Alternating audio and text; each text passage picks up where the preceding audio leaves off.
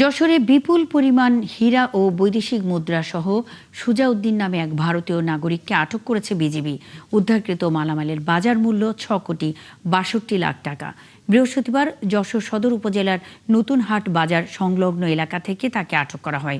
বৃহস্পতিবার বিকেলে সংবাদ সম্মেলনে যশোর ৪৯ বিজিবির অধিনায়ক লেফটেন্যান্ট কর্নেল গোলাম মোহাম্মদ সাইফুল আলম খান জানান, যশোর সদর উপজেলার যশোর বেনাপোল মহাসড়কের নতুন হাট বাজারে বেনাপোলগামী একটি বাসে তল্লাশি চালিয়ে তাকে আটক করা হয়। এ সময় প্রায় ১৫৬ গ্রাম ওজনের হীরা ও বৈদেশিক মুদ্রা উদ্ধার করা হয়।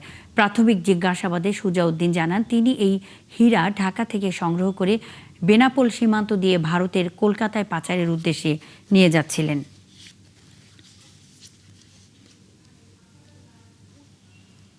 ঢাকা হতে ডায়মন্ডগুলো কোনো একজন অজ্ঞাত পরিচয়ের লোক থেকে কালেক্ট করে এবং যশোর বেনাপোল রুট হয়ে কলকাতার কোনো একজন চোরাকারবারির নিকট হস্তান্তর করবে বলে জানায়।